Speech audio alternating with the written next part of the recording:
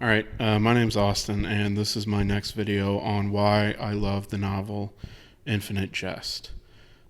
This video is going to be centered around the eschaton game that starts on page 321 and goes through page 342.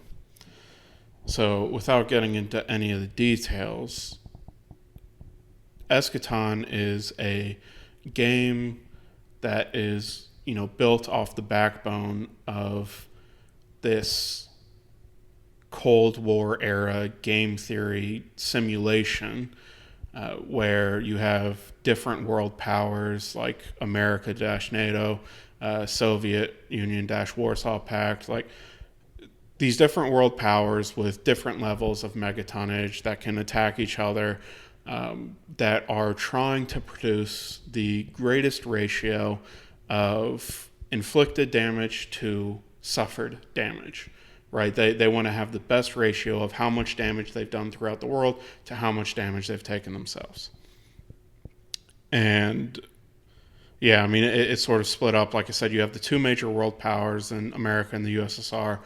You also have China represented. You have Libya and Syria represented, all these different things. But ultimately, this is a game theory style game that has been converted into a tennis version that is played at the Enfield Tennis Academy by some of its students. In this section, it's being played by a group of 12 to 14-year-olds while being observed by a set of upperclassmen, which includes Mike Pemulus, who is sort of a major mastermind behind ETA's version of eschaton. And, he's there as sort of,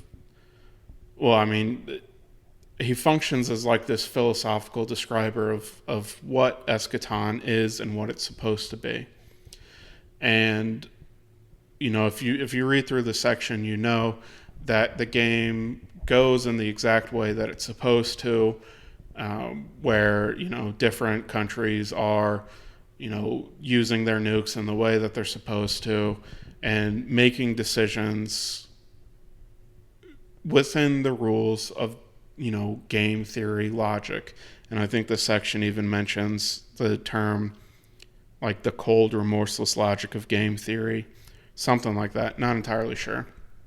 But it's a phrase like that, where everyone's making game theory style decisions, where each decision you make is optimized on what is best for you immediately. And it talks about how something that happens in a lot of games is that the game theory logic eventually compels two groups to just go completely one-on-one at each other, taking as serious strikes as they can, to the point where both of them get knocked out of the game. And so, yeah, there's this game that is centered around game theory logic that is going the way that it's supposed to, until in the middle of it, one kid, Evan Ingersoll, decides to, at the very least, bend the rules of the game, which, I'm not going to try to describe this because it's far too complicated. But he starts to, question the nature of certain elements of the game and makes decisions in a sort of meta-philosophical manner. And this leads to a huge back and forth between him and Mike Pemulus about the axioms that are used to establish eschaton and how they're sort of pre-axiomatic decisions and all these different things. A very lengthy, well thought out, at least from a couple people's perspectives, but a very well thought out discussion on the rules of game theory, how the logic is supposed to be applied, the sort of metaphysical nature of the game and how it's played on tennis courts. And although there are people standing on those tennis courts, they don't count as part of the game, all these different things. It is a very well thought out discussion. But amongst all of the discussions of the logic of game theory, its axioms, its pre-axioms, all of these different things, there's sort of one thing that goes completely undiscussed, which is why having the best ratio of inflicted to suffered damage is considered winning, right? And this is something that occurs outside of just this eschaton game a lot of the time in game theory in real life, where, there's a bunch of logic tested, there's a bunch of sort of computer simulations about, either, who at the end of the game ends up with the most points, who at the end of the game has the best ratio, all these different things. But amongst all of the rules established for the games of all these things, there's never really a question of why is it that having the most points is considered winning, or why is it, once again within eschaton, why is it that having the best ratio is considered winning? Of all the different philosophy that goes into this game that is discussed by characters like Pemulus, the primary objective of the game is something that's never considered or examined. And it's just an interesting feature of, of all the thought that gets put into something, of all the, careful consideration put into so many aspects of the game, the primary objective of it is never called into question. And, to me, what having this game in the book sort of features, what this game is able to say is this idea of so many of the characters, especially in ETA, and a lot of characters in general, sort of go about life with a lot of thought put into certain things, a lot of consideration put into, optimizing a certain route or path through life or something like that.